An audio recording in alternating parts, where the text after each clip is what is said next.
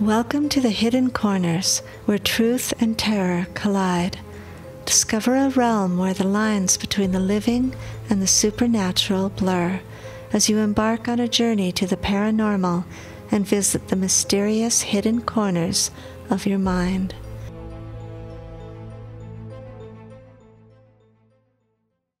This is Book 5 of the Wolfman Chronicles, which makes it episode 57.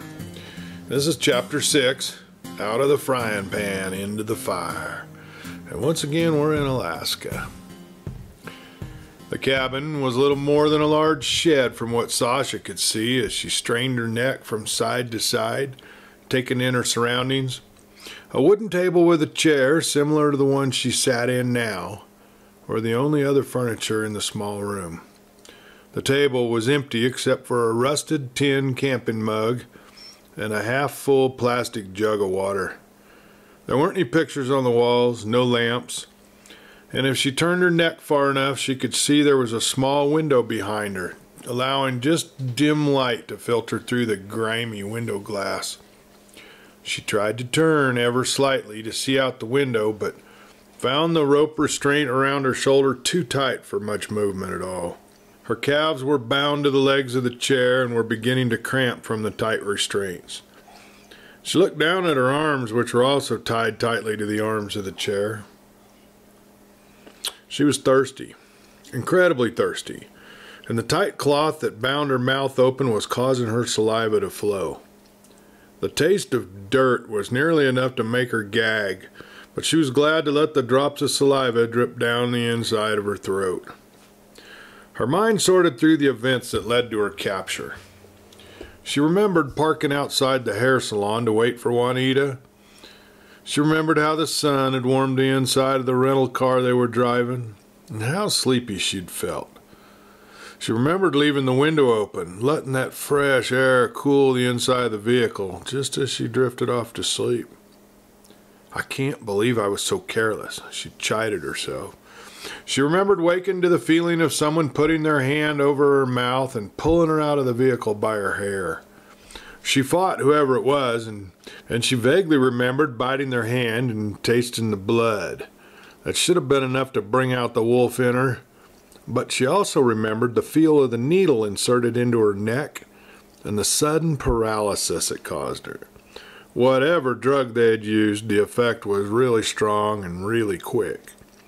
She remembered fading into a deep black chasm of unconsciousness. How long have I been here, she wondered, as she sighed and leaned her head back against the rough wood of the chair, straining against the ropes that bound her. It was dusk, she thought, or possibly it was the creeping gray of early dawn. She couldn't tell which direction she was facing, and whether the faint rays of sun in the window, illuminating the dust motes floating in the air, was morning light or evening light. I know Jack will be looking for me. The thought brought her some consolation. She was glad to be alone in the room, grateful that whoever had taken her had been careless enough to leave her alone, tied up though she was. Listening intently for the sound of footsteps or voices outside, Sasha's heart quickened at the thought of escape. She tested the ropes once more, her mind racing with possibilities. If she could just get her wrists free, she wouldn't be captive for long. She knew the transformation into her wolf's form would be difficult with the tight restraints and the fact that she couldn't undress herself first, but she was pretty sure her clothes would tear apart. But would it be enough to break through the tightly wound ropes? And could it be done before anyone came back to check on her? It was a risk she was going to have to take. Well, here's the events of the previous afternoon.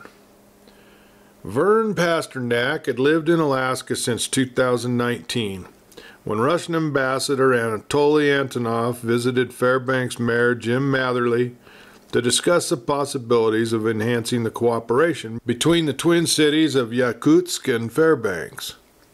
Yakutsk is the capital of the Sakha Republic in Russia. It's located on the Lena River. And it was founded in 1632 by Russian Cossacks as a small wooden fort. Yakutsk is known for being one of the oldest and coldest cities in Siberia, and that's saying a lot. Vitya had sent Pasternak on assignment to protect the ambassador while visiting the state of Alaska. Because it was a sister city, Vern had remained in Fairbanks, carrying out Vitya's assignments as needed during the many visits and exchanges between Russia and the Alaskan city of Fairbanks. But ever since Russian troops invaded the Ukraine in February, the suspension of sister city relationships with Russia had occurred in communities all across the United States. Pasternak had found himself out of a job, until the day Vitya had sent him a message with Sasha's photograph. "Be on the lookout for this woman, and I want her alive," Vitya had texted him, along with several other photographs. Vern had shown the pictures to several of his colleagues, one of which just happened to be a waitress in the small restaurant that Juanita and Sasha had stopped in for lunch. She recognized her immediately, and she phoned Pasternak. Vern could not believe his luck.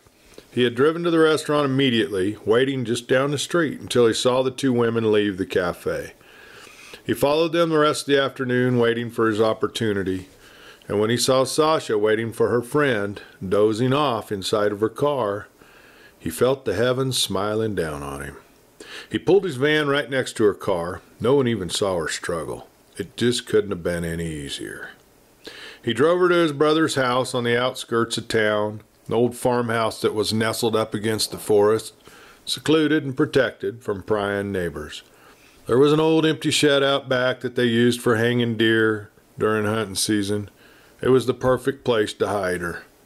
He had left her, drugged and tied securely in the shed with enough sedative to ensure a good long sleep. His brother wouldn't need to do anything but keep an eye on the shed while he returned to his home and made the phone call to Vitya. And now, Vitya was on his way to Fairbanks. Vern Pasternak would be rewarded handsomely for this one. Juanita had sped out of town heading for Jack's house, a good 3.5 hours away. And while she drove, she frequently pressed the call button on her phone, hoping she'd somehow reach him by phone. She didn't like the idea of leaving Fairbanks without searching further for Sasha. What else could she do? Where else could she look? Her mind was ablaze with worry, anger, relentless frustration. And how was she going to explain this to Jack? That she left Sasha alone to get her hair trimmed? For the 100th time, it seemed, she ran through the details of their day. Was it possible someone recognized Sasha at one of the stores they'd gone into? Or at the restaurant where they'd eaten lunch? Someone who knew she was wanted by what? The Russian mafia? The Russian government? Could it have been a local predator who took her because she was a beautiful woman, sitting alone in her vehicle? Did that kind of thing happen on a regular basis in Fairbanks? It was a fairly large city, supposedly the second largest in the state of Alaska. But a simple kidnapping still seemed highly unlikely. She glanced down at her speedometer, over 30 miles an hour above the limit. But at that moment, the threat of a speeding ticket felt trivial compared to the urgency of reaching Jack. Every ounce of her focus was on the road and the desperate need to find answers, to bring Sasha back to safety. The lines on the highway blurred as she pushed the pedal down further, rolling that rental car to the limits of its ability. Up ahead, the road turned abruptly and Juanita was driving much too fast to navigate the turn. The car began to slide out of control, and suddenly the world around her spun in a chaotic frenzy of screeching tires and blurred colors. Adrenaline was surging through her veins as she fought to regain control, the steering wheel jerking violently in her hands as she felt the car begin to fishtail, the rear end whipping dangerously around to the left. Instinctively, she turned into the slide. The smell of burning rubber filled the air as she fought with the wheel. This can't be happening, the thoughts echoed in her mind, drowning out the screeching tires as the car lurched off the side of the road, caught in the loose gravel on the shoulder. The rear end of the car spun around again as she frantically tried to steer the vehicle back towards the asphalt. The sudden, bone-jarring impact of the car slamming into the tree forced the airbags to deploy, as Juanita's head slammed into the driver's side window with a sickening thud, shattering the glass. Stars exploded in her vision as darkness closed in around her. At the ridge, Jack, Miguel, and Julian stood in grim silence, watching as the vultures soared above them, clearly anxious to feast on the dead, exposed bodies. The haunting howl of a wolf sounded in the distance, sending a chill down Jack's spine. Did you know that it often takes vultures a day or two to find a dead animal? Yet we've barely been here 20 minutes, and they're already soaring around overhead, Jack remarked, his voice laced with anxiety. He gazed upward, watching the large birds glide effortlessly on the thermals above him. Miguel furrowed his brow. It won't be long before the wolves and the bears will notice the scent of death also. It's like they instinctively know there's food. Jack shrugged, the weight of urgency pressing on him. There won't be anything left here in a few days. Let's get out of here. I'm anxious to see if the girls are back yet. The three men climbed back into Jack's pickup truck and headed out. And as they navigated the winding dirt road back towards the house, tension hung in the air like the thick smoke from a dying fire. Julian stared out the window, sensing Jack's anxiety. He had no doubt that Juanita was perfectly capable of handling whatever came her way. She was a tough force to be reckoned with, but then again, the amount of danger they were facing from the organization was an unknown. When they pulled into the driveway, the first thing they noticed was the absence of the rental car. No sign of him, Julian murmured, peering out into the encroaching twilight, as if willing the vehicle to appear. Jack checked his phone again. The screen lit up and the same dreaded message was there. No service. I'm heading out, Jack said, adrenaline coursing through him, trying to push down the panic. Something's not right. They should have been back by now. His voice was steady, but fear simmered just beneath the surface. I'm going with you, Julian replied. Jack nodded his head. All right, Julian, but Miguel, you stay here. I want you to try to find that Mavka and get that damn diamond back. We don't have much time.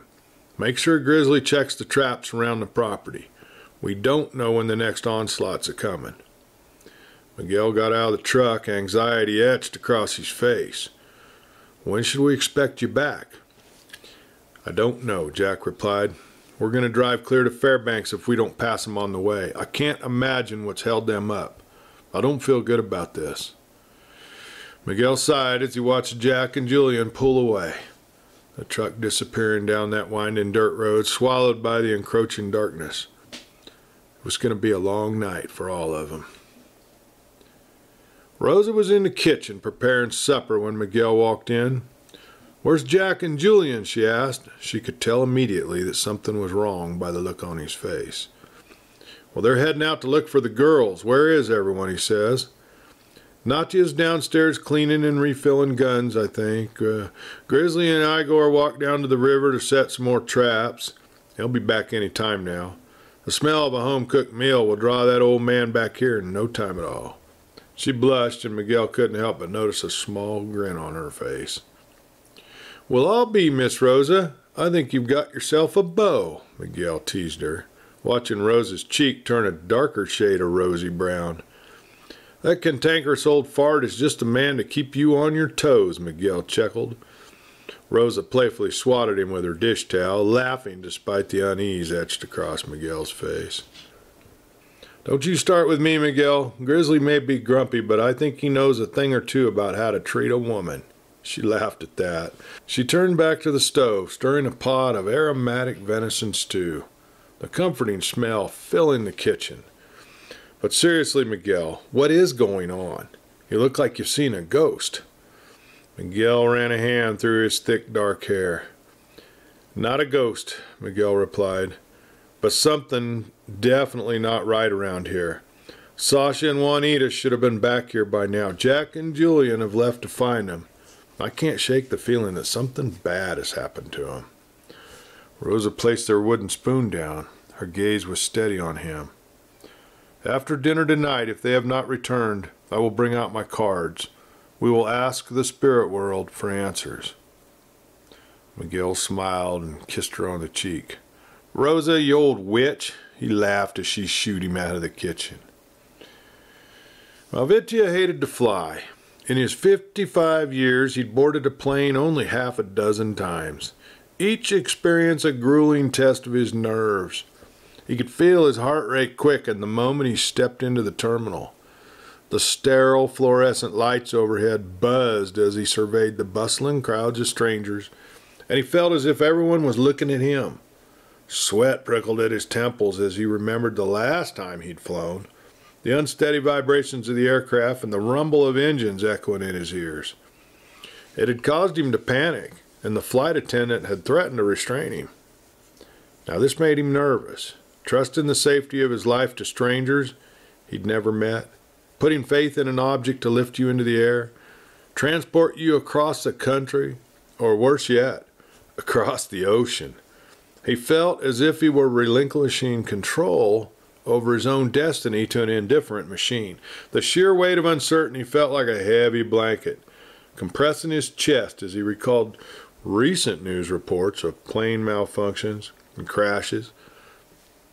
Made him feel like a young boy again, afraid of what monster lay in wait for him under his bed at night, the kind of terror that clung to the shadows and whispered sinister things in the dark. The ghostly face he imagined staring back at him in the mirror. You see, it was fear that caused him to become the man he was today. Vitya was a man who relished seeing fear in someone else's eyes. It made him feel larger than life, as though the act of instilling fear in others was a testament to his own power. The very fact that he could cause fear in another meant that he could conquer his own. But this was different. This was sheer terror. He sat frozen in his cramped seat, sweating profusely. The way the plane lurched with each unpredictable gust of wind sent jolts through his spine as he tried desperately to gulp down his panic. He shook a couple more pills into the palm of his hand and swallowed them down with his vodka, motioning for the flight attendant to bring him another. How could a man who held the fate of so many others in his hands, a man who instilled fear in his men and commanded respect from his superiors, a man who caused women to buckle at his feet, how could he become so unhinged at something as trivial as flying? The shame of it twisted inside him like a thorn. Vitya had spent decades crafting an image of invulnerability, a predator in a world where weakness was a liability. Why, he'd built his organization on the foundation of his ability to intimidate, to manipulate, and to emerge unscathed from the chaos that he stirred. Yet, here he was, reduced to a scared child, cracking under the pressure of just an airplane hurtling through the sky. Good news, the pills were taking effect now. See, he was beginning to feel a little drowsy. He figured he'd sleep the rest of the overnight flight, hopefully without dreams or nightmares as was more likely. And in the morning he'd wake as the plane landed in Alaska. The thought of what he would do to Sasha was almost enough to make him forget his fears as he drifted off to sleep. It was dark when Juanita woke, dazed and disoriented, a fog clouding her mind as she struggled to piece together the fragments of what had happened. The very last thing she remembered was that chaotic spin of the car, and then the impact of hitting the tree. Now silence engulfed her, thick and heavy, broken only by the distant rustle of the trees and the faint whisper of the wind. She lifted her hand to her head, flinching at the sharp pain that radiated from the wound. She felt the wet, sticky blood that had dripped down her face and stuck in her hair. She fumbled for the keys in the ignition, nervously turning them repeatedly, but each time met with the stubborn, dead silence of the engine. She reached for the overhead dash light, her fingers trembling as she pushed the button, grateful as that small bulb flickered to life and illuminated the cab in a muted glow. Well, I still have battery power, she thought as she glanced around her and tried to push the airbag out of her line of vision. She remembered her headlights had been on when she crashed, but now the forest was dark all around the vehicle. They must have broken in the impact of hitting the trees, she thought. She tried the engine again, but still, nothing. She attempted to disengage the seatbelt, but the force of the crash had locked it in place. Frantically, she fought with the release button until it finally came free. She opened the door and stumbled into the darkness, immediately tripping over a fallen branch and falling to her knees.